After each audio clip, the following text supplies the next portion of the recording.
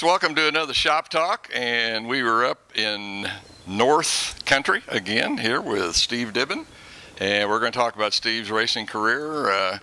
Steve, I know you come from a racing family, so it's not a big deal about where you got your desire to race, because, man, you've probably been around it for a long time. Yep, I have. Ever since I was about 10 years old, watched my dad race up until actually 79, so yeah, I've been around it for a long time. I wanted to stay in it when I was old enough to go in the pits with him, but he got out of it about that time.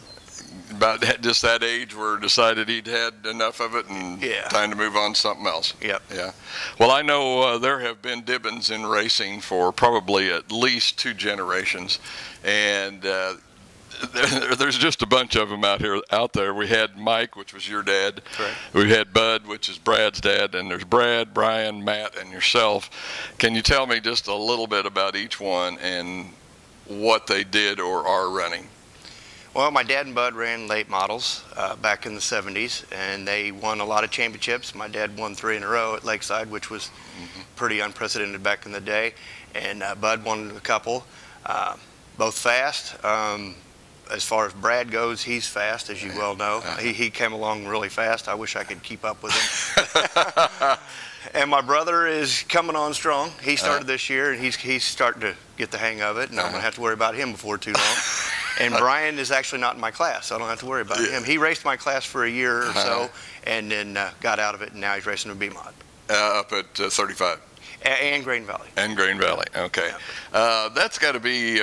I hadn't really thought of it till now, but that's got to be quite a situation. Now, you're going to be out there on the track, and you're going to be with your cousin and your brother. Correct, yeah. And that's got to present a whole new racing situation. It sure does. I mean, it could help. I mean, I like to get, if I ever get up behind Brad, I like to follow him to the front. My brother, me and him have already raced together side by side for a little while. So it's a lot of fun. Every week so far we ran different heat races, so we're not in the same heat race. And but in the feature we're usually pretty close together. All out there at the same time. Yeah. A family affair. Yep. That's got to be neat. It makes it fun. I was going to say, it's got to add a lot to it. I know anytime you've got a grandson or somebody that's in high school sports, it's so much fun when somebody you know, so I'm sure with the racing deal it's got to be the same way. Yeah. Where and when was your actual first time on the track? I was a rookie in 2005. I actually started the year before that. I talked to Dad about getting a car, and we got a car from a guy named Brian Macy, and I tore it up at a track called Mayetta. Oh, yeah. When I was first learning, it was like the first race. I mean, I had a push problem, and I didn't know what it was, and I just kept it down and gotten closer and closer to the wall until I tore the car up. And then in 2005, we got a car from Turnkey from Gene Claxton, the car he won with, and race 2005 was the first year. I got Rookie of the Year in 2005. Okay, 2005, so that was your first full year. Full year. Yeah. Has there been a certain time or during a point season or whatever that you just kind of felt like maybe was your high point as far as racing? Well, I've had a lot of bad luck, it seems like. I had this year hasn't been so bad, and towards the end of last year wasn't so bad, but it seemed like every year before that something was breaking. And something happened at all, you know, almost every week it seemed like. My best year was actually my rookie year. I finished 9th in points. Since then it's been more like 12th. I haven't been able to crack the top 10. Hopefully this year I will. That's about where I'm at now. But the competition is real tough though. I mean, I was going to say some new guys have come in, or not new guys, but some of the older guys, Billings and Claxton and Shields have all come back. So, man, it's just doubly tough now. Yeah, it sure is. Okay. I was going to ask you, has there been a time when you just thought maybe it was time to give up? I mean, I know that it's only been, 5 years that you've been racing, but I know there's got to be some low points where, man, the car's all bent up or whatever, and you just think, golly, I don't know if I can do this anymore. Yeah, if you don't tear anything up, you know, just the maintenance during the week's one thing, but if you do wad it up or whatever and you have to work on it all week, it does get old. And yeah, when I was having such bad luck there for a while, I thought about it. You know. Dad kept me going though. I mean, he's backed me, and he's got the money, and whenever I need something, he gets it. So that's what's kept me going. You know, one of the tough things, particularly racing at Lakeside Speedway, that I've heard a lot of guys talk about is really getting the car bulletproof. Like you're talking about these breakdowns and things that just happen.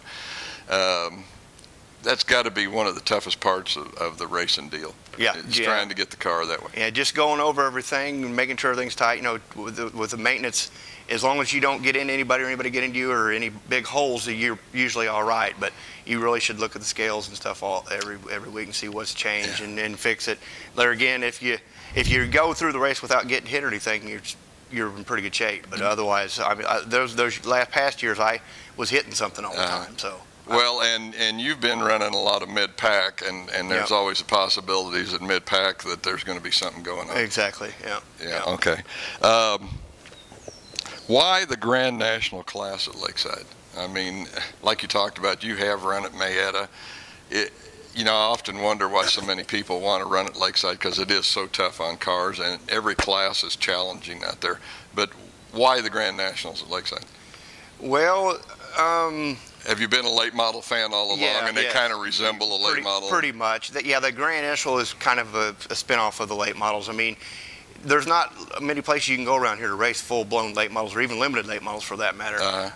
So Grand National, I love the class. Modifieds, it's tough enough where I'm at. Modified would be even tougher and even more expensive. I don't want to get into that. And that's where I started. I started kind of mid-pack instead of starting in the street stocks. I started in the Grand National, and it's been good. I mean, I like the class. I don't think I'll ever switch. Yeah. Hopefully they'll keep that class. Oh, yeah, I think they're pretty sold on it. The car counts kind of go up and down, it seems like. But to me, it gives you the opportunity to get the full scope of racing as it is right now at the grassroots level, in that you've got the factory stocks, which fulfill that deal for stuff that's right off the street.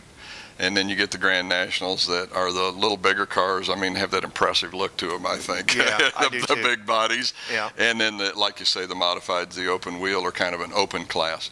But we've only had 1 week to run on the track at Lakeside. And, you know, they've tried to make some improvements out there.